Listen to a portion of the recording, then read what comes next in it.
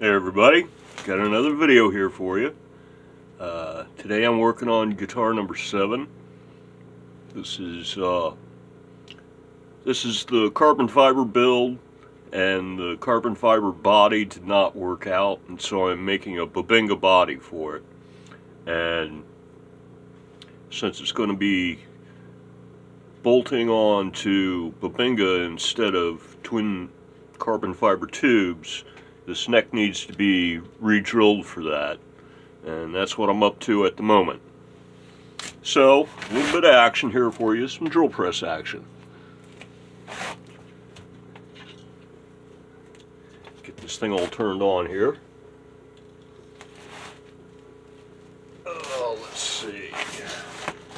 We got power, we got a light, we got a laser.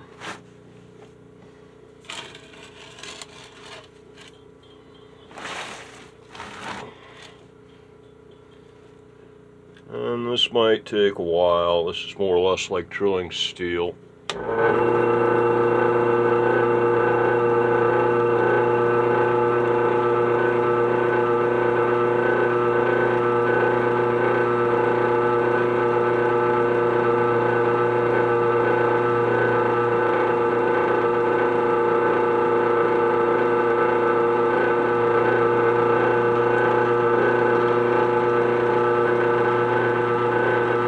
Great view of my hand, huh? Alright, let me see if I can do something about that.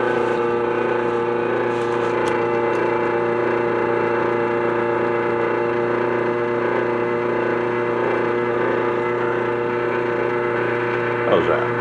Better?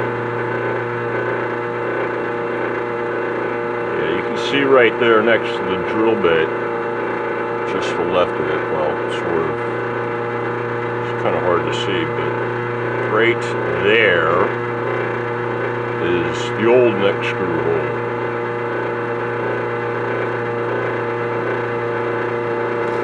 Okay, there. That's through. Let's see.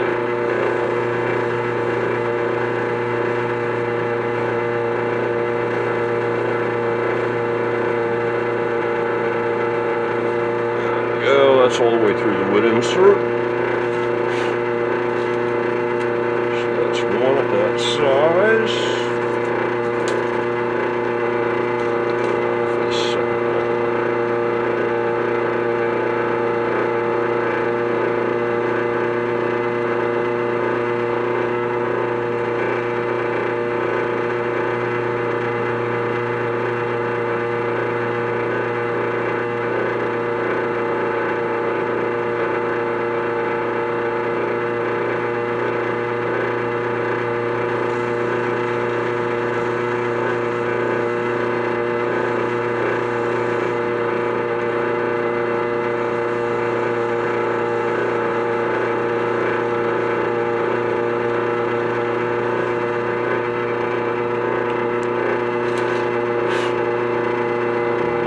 Second one.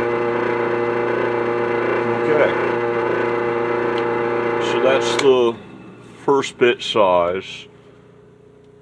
Now I just have to repeat that for 2 more bit sizes, and this neck is drilled and ready to go on.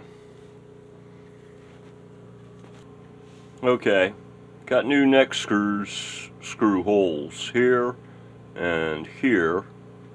I know you can't really see that, but yeah, there's a hole there. Cheap camera, what can I say? So yeah, the next drill takes care of that.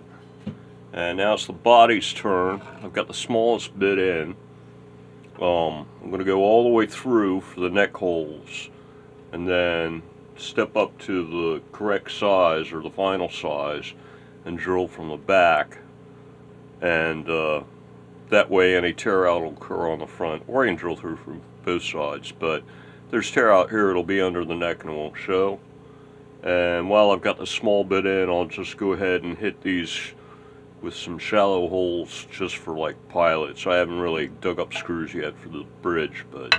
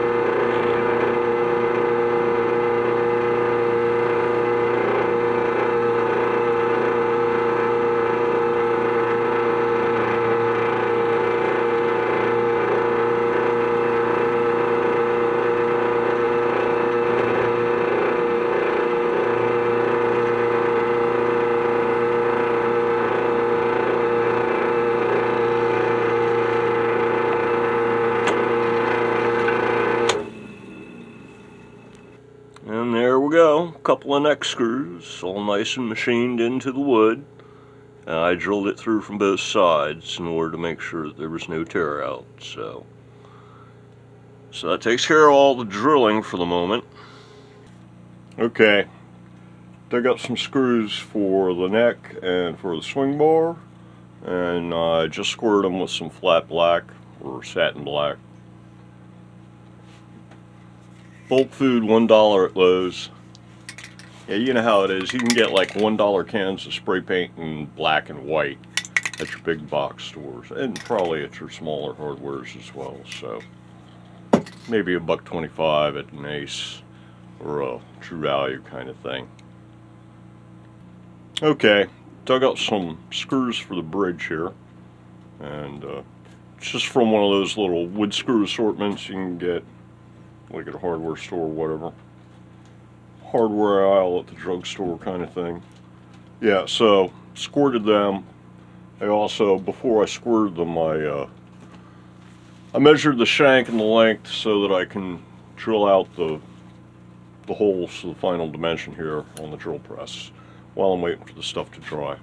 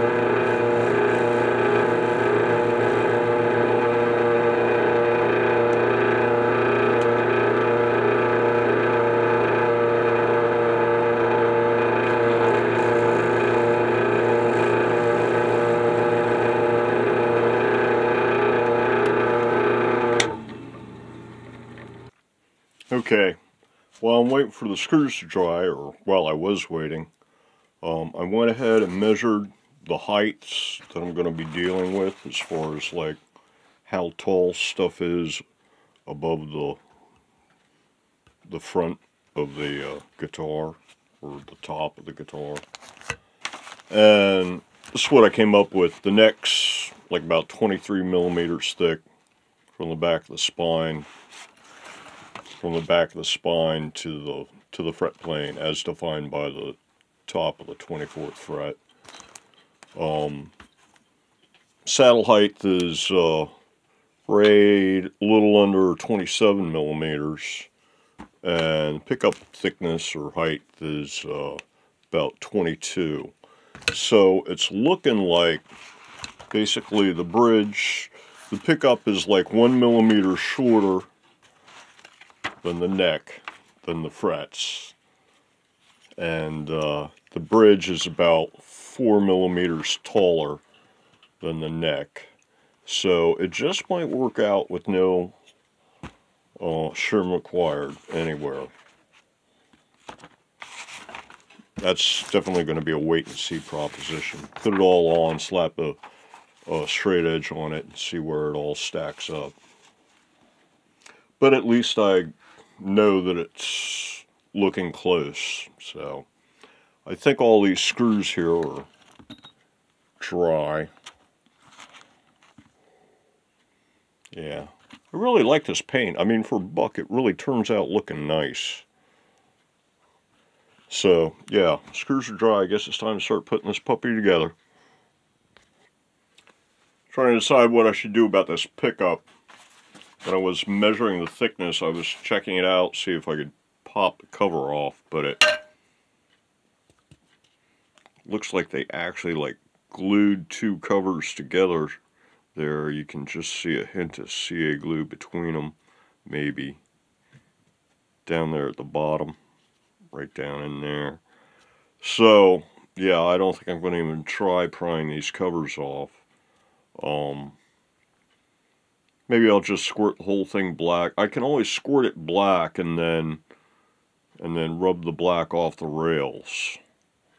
That works. Maybe I'll do that. Unfortunately, the way they plumb the wire's got to come across. You can't really bend it the other way. There's a ground wire under there, and I was afraid I'd break something. So, yeah, the wire's going to have to string underneath the pickup, and that means we're going to need just a little bit of spacer on either side of it, even if it's not supposed to get any spacer. And I accounted for that wire in the entire height or thickness of the pickup when I was measuring it. So that's taken into account. It's just something that still is going to need a little workaround. So, yeah, I guess maybe I'll squirt this thing black. And there we go, one black pickup. Set that aside to dry for a minute. Guess while I'm at it, I'll squirt the EQ as well. And there we go, one black equalizer. Put that in the drying pile. So I figured I'd let you all get a look at this R-trim here and see how stuff works. Yeah, I'm about to take it apart and mount it on the guitar. So this is the hardtail lock here. And about the only thing that's tricky about this whole unit is that pushing the spring is a little by hand without like the bar and it being mounted in a guitar is a little bit difficult because it's a little on the stiff side. It almost takes two hands to do it. But anyway, what I'm going to do here is I'm going to start by unlocking this. So, ouch, my finger. There we go. Okay, it's unlocked. Like I said, it's got a stiff spring. Fortunately, you don't really need to compress it much at all in order to get it in or out of the bracket. The big thing is to loosen up the thumb screw first. Otherwise, it will make life difficult. Trying to get the thing in and out, if it's depending on how tight the thumb screw is. So that should be, this thing was already just barely engaged, so that should be good enough. Then you need to unhook it at these two posts here.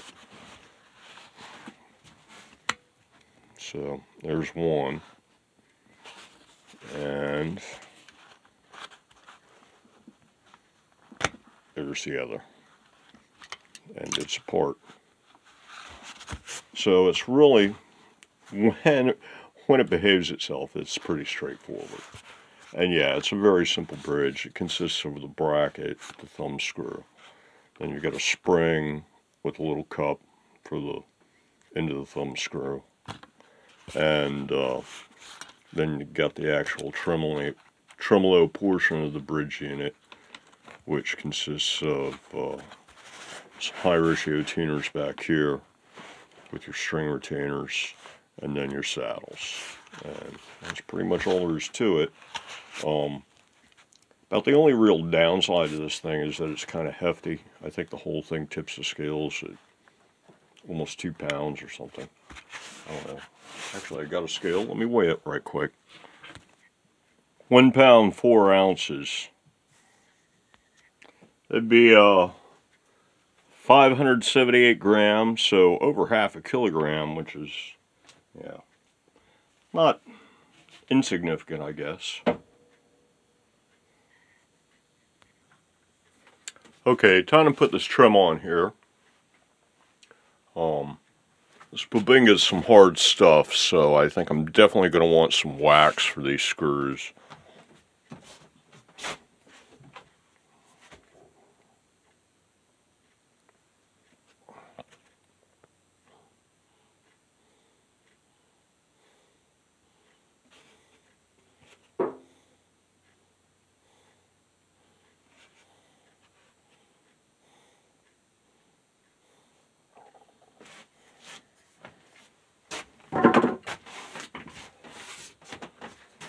And then no power screwdrivers or anything, because I don't want to mess up the paint.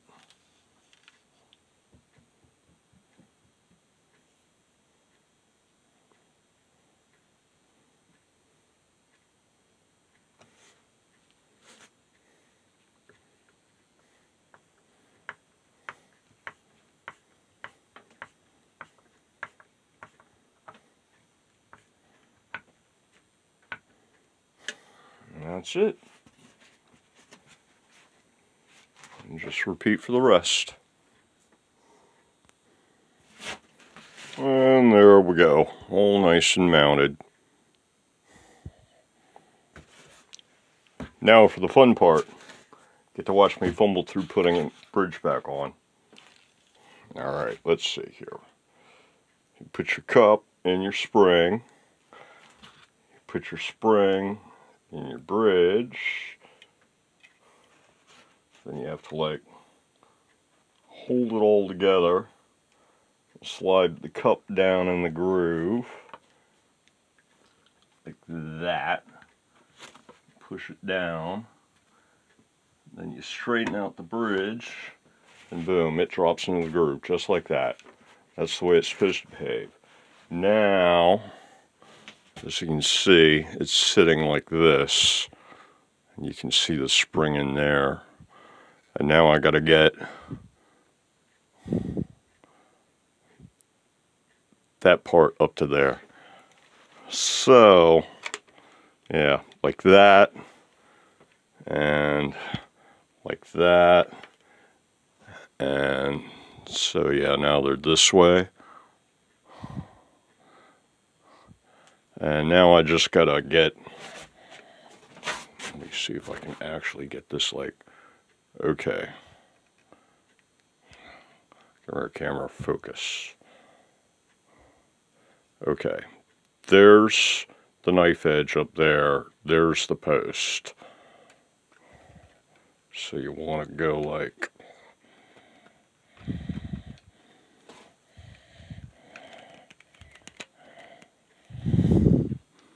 okay, that's one side.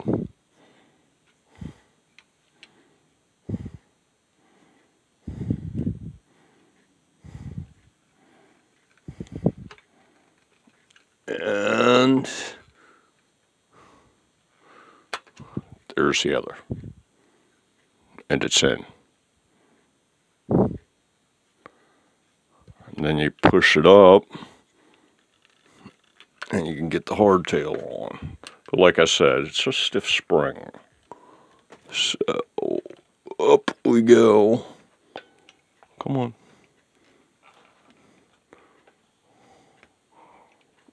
A little bit more. Get some light on the situation here. Come on. Oh, there we go. Alright, yeah. Alright. Okay. And now it's locked. See this little lock disc here? And there's a notch in this swing bracket, the lock bracket. So yeah, it's in, it's locked, it's good, and yeah, that's all there is to it. Then there's a, where'd it go? There it is. There's a grub screw there. It locks down like a grub screw, goes to a ball bearing, which then goes to a plastic like push rod that pushes up against the trim bar when you put it in the hole. So you loosen up the grub screw and that allows the push rod to go back in this way. Then you put your trim in, and then as you tighten down the grub screw, the ball bearing pushes the push rod back up against the trim and adjusts your tension for you. Plus it also retains the trim at the same time, the bar at the same time. So, and then you got another little lock screw there, and that's your saddle lock for your saddle adjustment. And then you've got front right and back left adjustment screws for your saddle height. And that's pretty much all there is to it. These are high ratio, I believe 40 to 1 as I recall, something like that, 36 to 1, something. So, yeah, they're definitely more like, you know, your stock 12 to 1 or whatever. And that's pretty much it for the bridge. I guess cutting neck screws to length is going to be next. Okay, for these neck screws, I'm getting 14 millimeters from the bottom of this to like the inside of the top, or the top of the inside. Yeah, the end of the wood. So that's 14 millimeters worth of length here, at most 14. And for the body, I'm getting 18 millimeters thick. And so that comes up to 32 total. So I figure I'm going to cut these guys to 30 inches for the neck screws, 2 of them.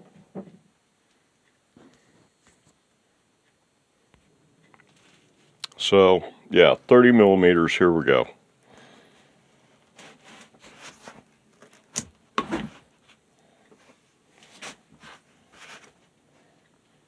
And there it is. Looks like I need to go one size bigger on these, maybe 2. 1 for sure, because right now they're like a press fit. So, yeah, they should be a drop through. Or maybe even a drop through with a bit of wiggle room if needed, but start with drop through. So, yeah, I'm going to have to run this through the drill press it one more time. And then I want to pre-tap these guys. But I think all of that is going to wait for the next episode, because I think there's now enough footage on this camera to make up, well, 20 to 30 minutes worth of episodes. So I think I'll stop it there. I don't want to make, you know, huge things that take forever to upload. So, yeah, until the next one, which will commence as soon as I get this stuff copied off the phone. Yeah. So until the next one, everybody, have a good one.